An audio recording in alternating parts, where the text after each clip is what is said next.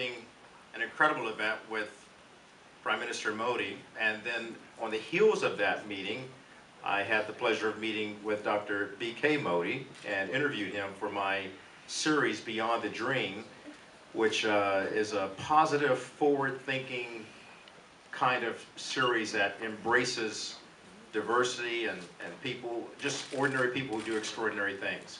And certainly he is someone doing something very extraordinary throughout the world with the Global Citizenship Forum. So I'm delighted to actually moderate this particular phase of our conference here today, Business, Technology, and Social Sector, Harbingers of a New Civilization. And it's so important to focus on this because of all that we've heard here today. And I don't want to spend a lot of time talking. I will talk at another time, but I want to introduce you to our panelists. And I will begin with Sadhvi Bhagawatiji Saraswati. I got it right? Saraswati. Dr. Manohar Shinde, Dr. Sharon Vosmek, and filling in today, we told him about 15 minutes ago. I love that, so it shows that we're all ready and prepared to actually embrace this. We have Brad Jenkins, Senior Advisor to the Rotary, Representative to the UN. He was primary representative from 2007 to 2012. Ladies and gentlemen, our distinguished panel.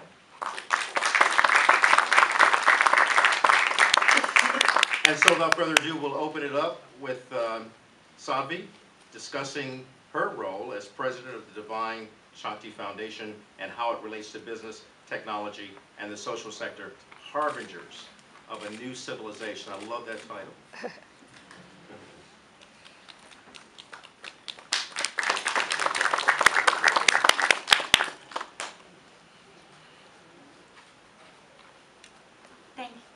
Thank you so much, Kelly. It's a wonderful, wonderful honor and joy to be here today. I'd like to begin by sharing my favorite story, which is a story of 3 men who are stranded on a boat in the middle of the ocean. And as they're stranded, and as being stranded creates stress and tension, they start to fight, as most of us tend to do when we get stressed and tense. And in order to alleviate some of this conflict, they decide to divide the boat into 3 separate compartments.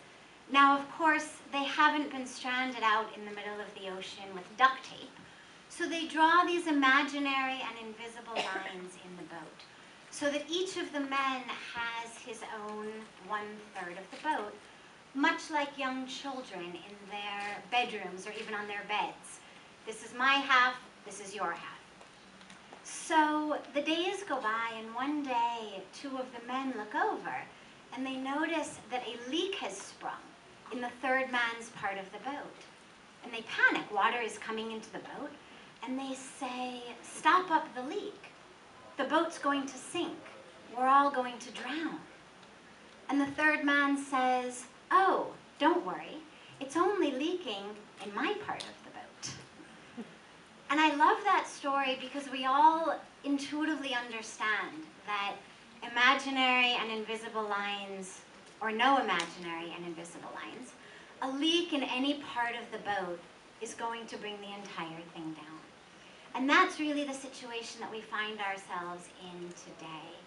The lines between our countries, our cultures, our religions that have seemed to be so thick are actually lines that one could call imaginary and invisible. And yet these leaks that are springing in our global boat are threatening to really bring the whole thing down.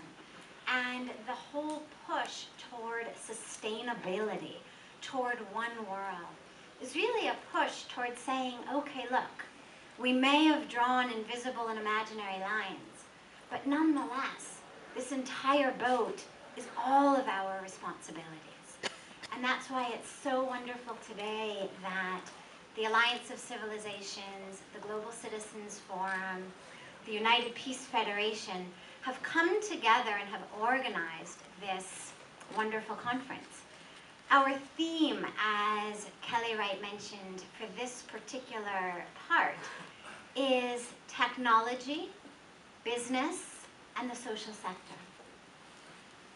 These are fields which have continually and successfully broken the borders and the boundaries between countries, between cultures, between races, between religions.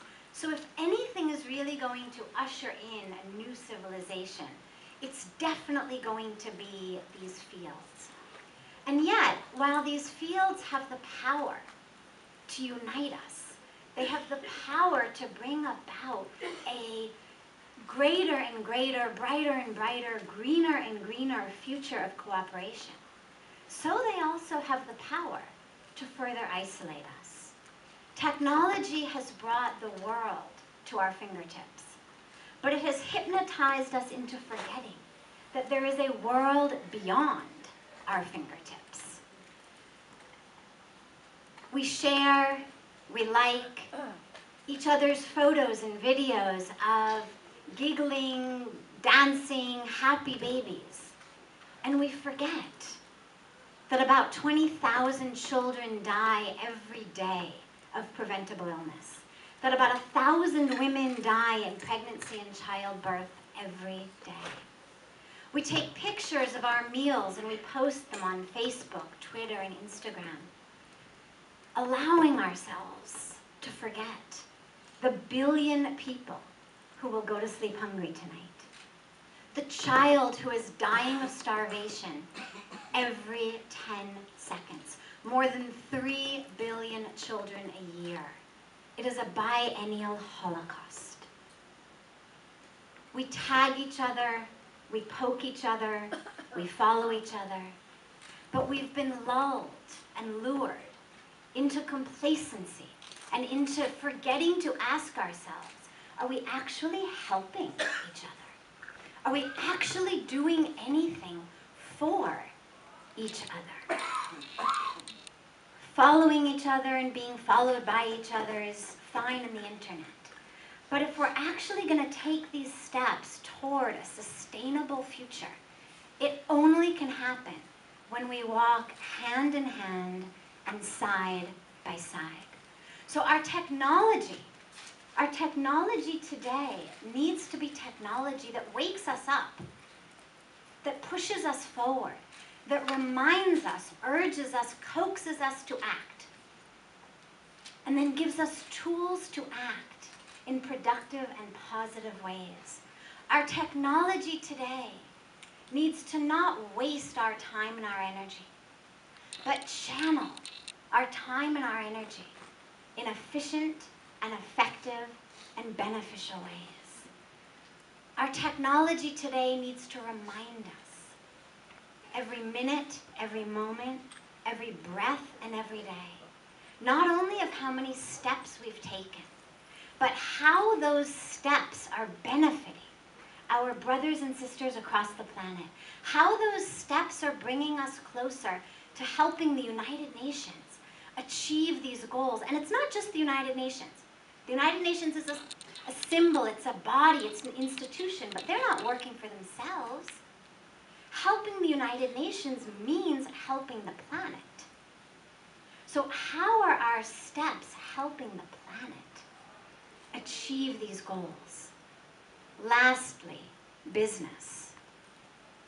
The business of our new civilization, our crucially emerging era, needs to be a business that sees beyond the bottom line of profits and losses, net and gross.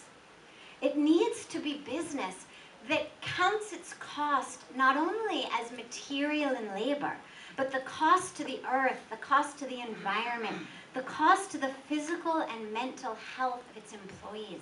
Every price tag tomorrow in the grocery store or in our shopping malls needs to include not just materials plus labor plus profit margin, but needs to include the price of cleaning up the earth from what the production of this item dumped onto our earth, into our waters, into our air.